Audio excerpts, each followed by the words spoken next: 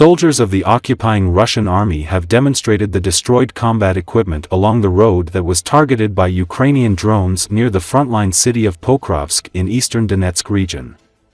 As can be seen from the footage circulated on Telegram channels, Russian soldiers traveling on the road in a passenger car are repeatedly attacked by Ukrainian drones.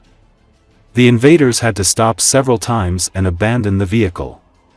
The invaders, who were trying to continue their journey, had to get out of the car and fled from the area after spotting another drone approaching. The kamikaze drone strike disabled the vehicle. In addition, a large number of various combat vehicles and military trucks, which were destroyed by explosions by kamikaze drones along with their crew members, are still burning on the side of the road. Being a key logistics hub for Ukrainian forces, Pokrovsk has been a focal point of Russia's offensive in Donetsk region since last year. Ukrainian troops are holding ground in the frontline city despite Russians' relentless attacks.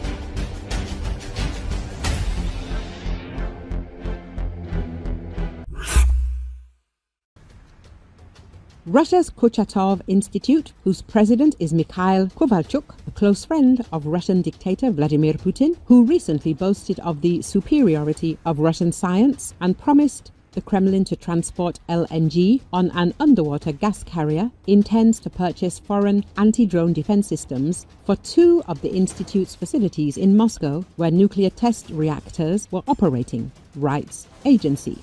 As the publication reports, the aforementioned institute announced an auction on the state procurement website on Thursday for the supply of two foreign counter-drone systems worth 17.5 million rubles.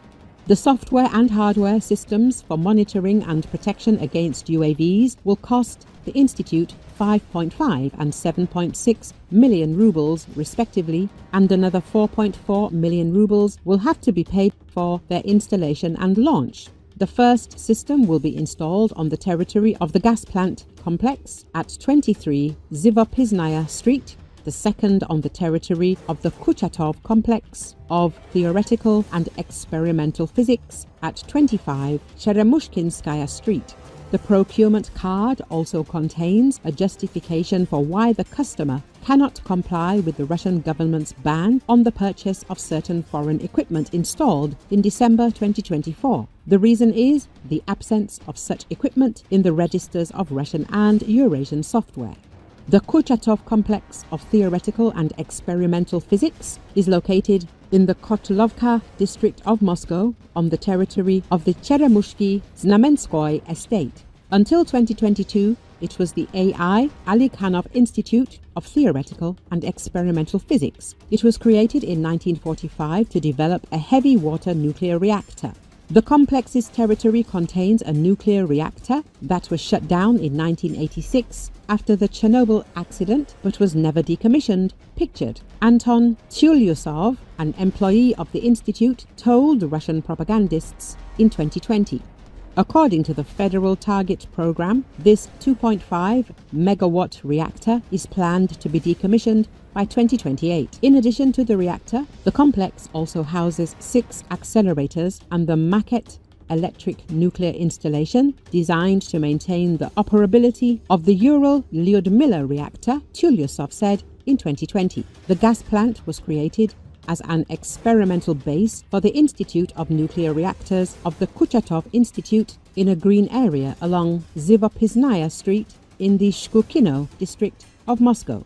2 research water-cooled reactors with a capacity of 3 megawatts and 300 kilowatts operated on the territory of the complex from 1954 to 1983, as reported in the journal Atomic Energy.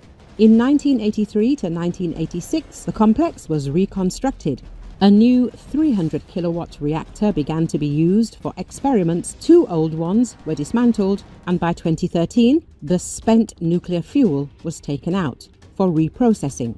In the same year, a project was developed to decommission the 3rd reactor. This work was planned to be carried out within the framework of the Federal Target Program, Nuclear and Radiation Safety, for 2015 to 2025. Leading scientists from the Russian Academy of Sciences and Rosatom wrote in the book Problems of Nuclear Legacy and Solutions.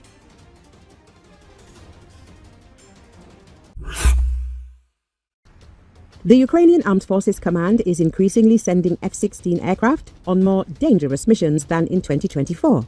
Ukrainian F-16s have left their comfort zone of only intercepting missiles and kamikaze drones and are now increasingly appearing along the front lines, Forbes reports. Footage of F-16s flying over eastern Ukraine is increasingly common online. Some of the planes are armed with infrared-guided AIM-9 missiles and radar-guided AIM-120 missiles. Some are equipped with 8 small-diameter bombs and an AN/ALQ-131 electronic warfare pod, as well as 4 air-to-air missiles. Such missiles make it possible to hit enemy targets both on the ground and in the air. They act as flying air defenses with advanced missile warning technology, the conflict intelligence team said. The AN/ALQ-131 electronic warfare unit is a new and critically important capability for the Ukrainian armed forces. The F-16s that Kiev receives from its allies in Europe are much better equipped than Soviet fighters like the Sukhoi or MiG.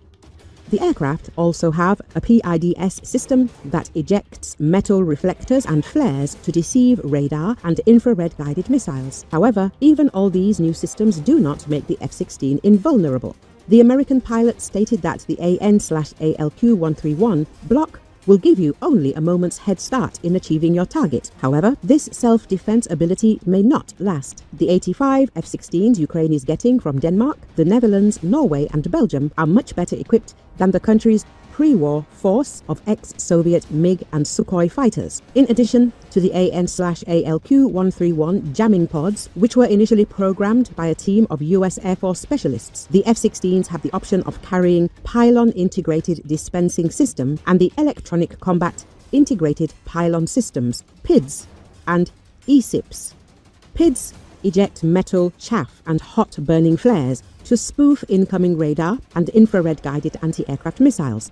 ESIPs houses passive defenses to complement the active chaff and flares, including the AN/ALQ-162 jammer for defeating radars on the ground, as well as an AN/AAR-60 missile warning system for triggering the passive defenses. All these protective systems do not make F-16s invulnerable. The Ukrainian Air Force has already lost 1 F-16 out of the roughly 16 it has so far received from Denmark and the Netherlands. The jet crashed under mysterious circumstances during an air defense patrol back in August, killing its famous pilot Oleksiy "Moonfish" Mez.